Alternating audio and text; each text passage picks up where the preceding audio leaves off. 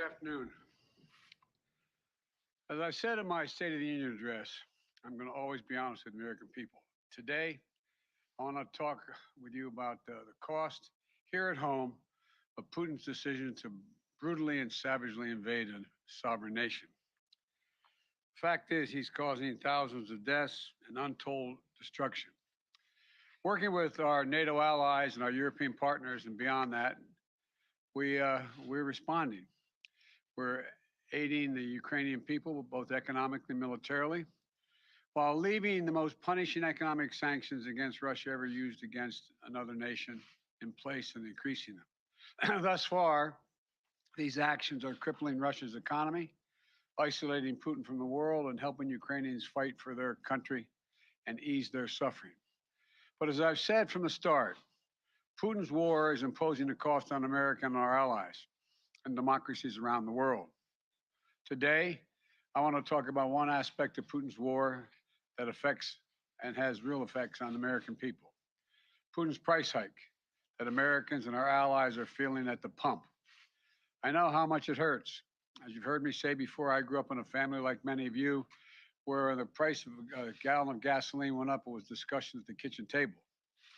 Our family budgets, your family budgets to fill a tank, none of it should hinge on whether a dictator declares war. So today I'm laying out a two-part plan, not only to ease the pain that families are feeling right now, but to end this era of dependence and uncertainty, and to lay a new foundation for true and lasting American energy independence. Parenthetically, just imagine if in fact Europe didn't have to count on Russian oil, if they were energy independent. It would change the nature of so much. The problem we're facing with gas prices has two roots. First, the pandemic. When COVID struck, demand for oil plummeted, so production slowed down worldwide. Because of the strength and the speed of our recovery, demand for oil shot back up much faster than the supply. That's why the cost of gas began to rise last year. The second root is Vladimir Putin. The start of this year, gas was about $3.30 a gallon. Today, it's about averaging $4.20, $4.22. It's higher in many states. Nearly $1 more in less than 3 months. And the reason for that is because of Putin's war. And now many people are no longer buying Russian oil around the world. I banned the Russian import of oil here in America. Republicans and Democrats in Congress called for it and supported it. It was the right thing to do. But I said at the time, it's going to come with a cost. As Russian oil comes off the global market, supply of oil drops and prices are rising. Now Putin's price hike is hitting Americans at the pump, which brings me to the first part of my plan. To immediately increase the supply of oil, our prices are rising because of Putin's action. There isn't enough supply. And the bottom line is, if we want lower gas prices, we need to have more oil supply right now. For U.S. oil companies that are recording their largest profits in years, they have a choice. One, they can put those profits to productive use by producing more oils, restarting idle wells, or producing on the sites they already are leasing, giving the American people a break by passing some of the savings on to their customers and lowering the price at the pump. Or they can, as some of them are doing, exploit the situation, sit back, ship those profits to the investors, and while American families struggle to make ends meet. Look, this is a moment of consequence and peril for the world, and pain at the pump for American families. It's also a moment of patriotism. I want to acknowledge those companies that have already announced they're increasing immediate production. They're investing money to produce more oil, and also clean technology we need to reduce our dependence on oil in the future. They have everything they need, nothing standing in their way. And they've indicated they will be producing an extra 1 million barrels of oil per day, probably starting as early as this fall. That's progress. But some companies have been pretty blunt. They don't want to increase supply because Putin's price hike means higher profits.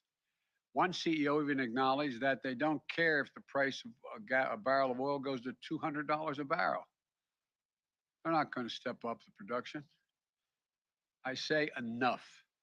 Enough of lavishing excessive profits on investors and payouts and buybacks when the American people are watching. The world is watching.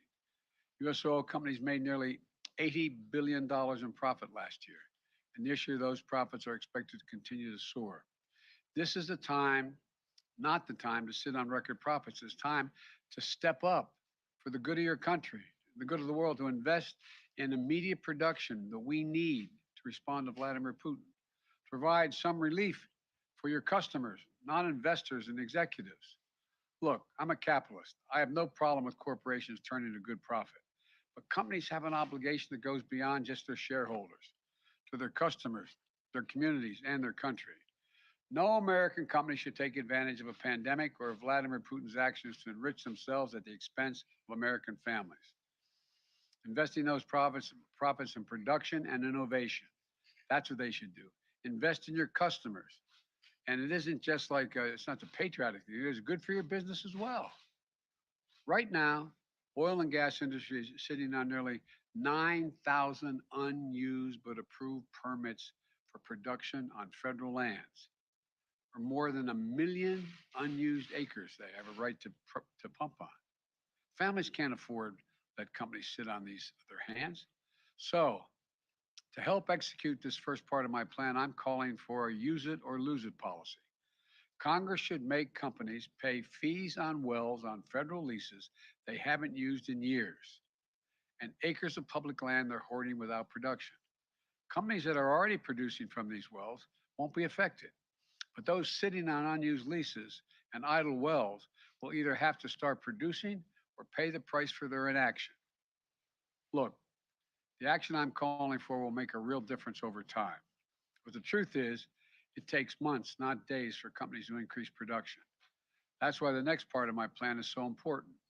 Today, I'm authorizing the release of 1 million barrels per day for the next 6 months, over 180 million barrels for the from the Strategic Petroleum Reserve. This is a wartime bridge to increase oil supply until production ramps up later this year.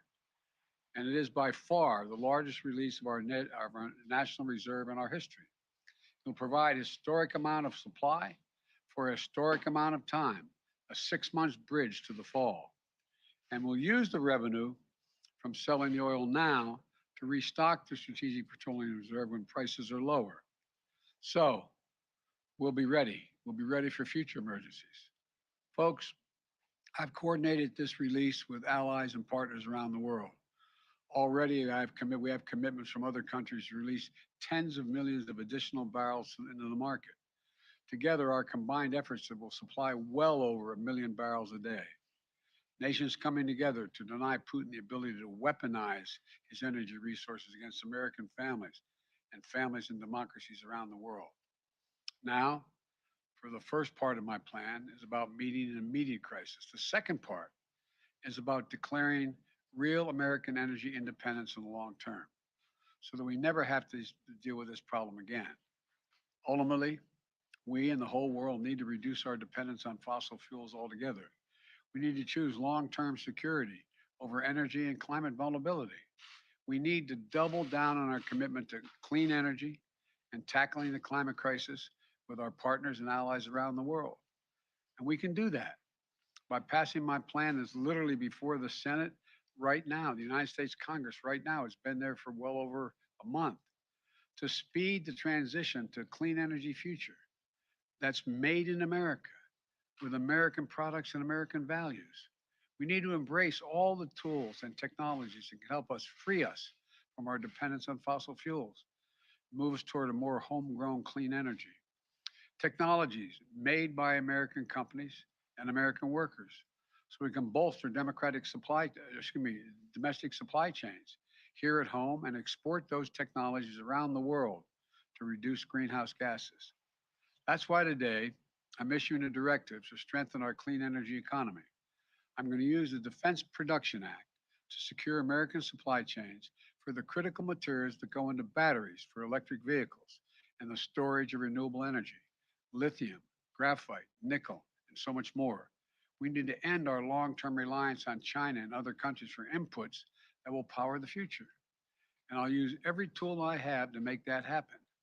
Yes, building a made in America clean energy future will help safeguard our national security. Yes, will help us tackle climate change. Yes, it's going to help us ensure that Americans create millions of good paying jobs for generations to come. But the most important thing my plan will do right away is save your family money. Here's what I mean. Under my plan, which is before the Congress now, we can take advantage of the next generation of electric vehicles that a typical driver will save about $80 a month from not having to pay gas at the pump.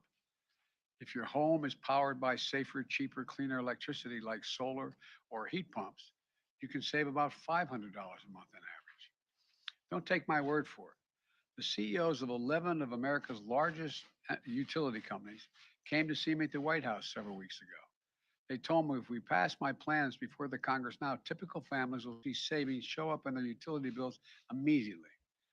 Costs will come down even more as we innovate and develop cutting edge energy storage technologies, clean hydrogen technology, advanced nuclear technology, carbon capture and sequestration technologies. And by the way, this week's the benefit I included in the bipartisan infrastructure law to help families weatherize their homes are being delivered. My administration is making $3.2 billion available from this legislation to provide up to $6,500 direct payment for working class families to be able to weatherize their homes, to save them money, to keep them warm in the winter and cool in the summer. It's a direct grant.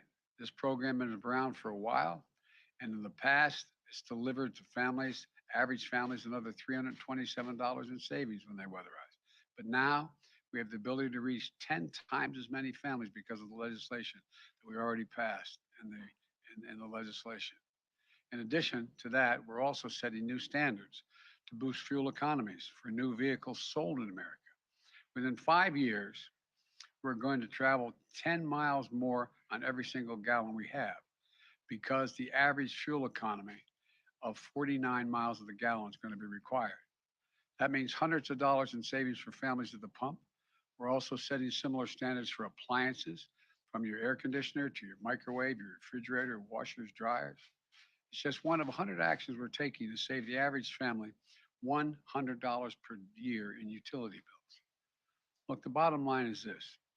Between ramping up production in the short term and driving down demand in the long term, we can free ourselves from our dependence on imported oil from across the world.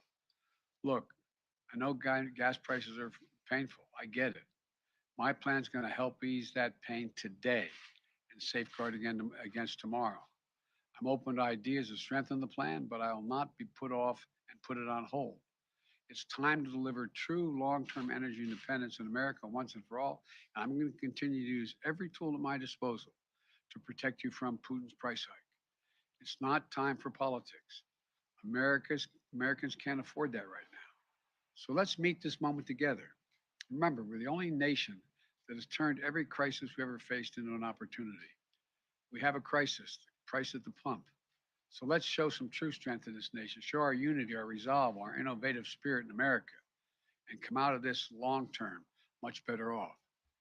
If we stand up to the bullies of the world, the autocrats and dictators, we stand up for those who are ready to unite. Unite with us, United States of America. So may God bless you and may God protect our troops. Thank you. Mr. President, how badly is that the pre-war How badly is Vladimir Putin being misinformed by his advisors? That's an open question. There's a lot of speculation, but he seems to be, I'm not saying this with a certainty, he seems to be self-isolating, and there's some indication that he has fired or put under house arrest some of his advisors.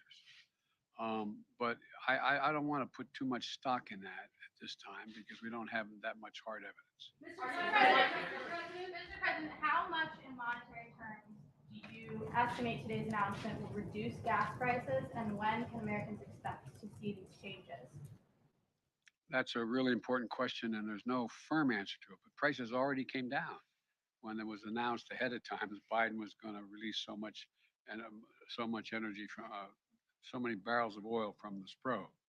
They're already come down. My guess is we'll see it come down, continue to come down. But how far down, I don't think anyone can tell. And there's going to be a slight delay because if you go out there and you're a gas station and you purchased X amount of gas at a certain price, you're not going to lower the price of the pump until you're able to get back what you invested. And that I'm talking matter of, I think, days and weeks. But it's hard to tell. And the other thing is but it will come down, and it could come down fairly significantly. It could come down better part of anything from 10 cents to 35 cents a gallon. It's unknown at this point. I'm also waiting to see whether or not our allies exactly how many barrels they release from their supplies now. My guess is it could be as high somewhere between 30 million to 50 million barrels. And the higher the number, the more likely the prices to come down. Thank you all very much. I appreciate it. Thank you. Mr. President, have you seen any signs? Mr. President, have you seen any signs that Putin is pulling back his forces? Hey guys, we need to move quickly. Let's go.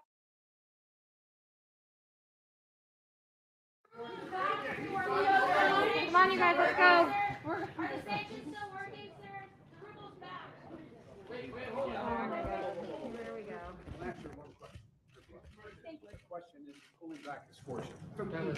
Whoever asked that question. Yes. The question of whether he's pulling back his forces depends on how you read exactly what's going on.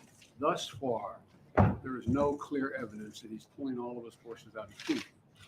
There is also evidence that he is beefing up his troops down in the Donbass area. Depending on your view of Putin, I'm a little skeptical. It's an open question whether he's actually pulling back and going to say, I'm just going to focus on the Donbass and I'm not worried about the rest of the country. I'm a skeptic, but I don't have proof that in fact he is not going, he's taking a pause, doing all he can to use all the troops he has in the Donbass and continue to keep an eye on and try to move beyond the rest of the country. Don't know the answer, but it appears so far that he has not pulled all of the idea. He's pulling all the troops out from around Kyiv and moving south. There's no evidence that he's done that. Do you Thank think you.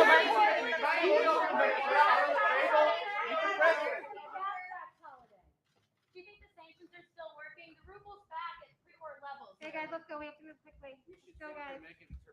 No, we shouldn't.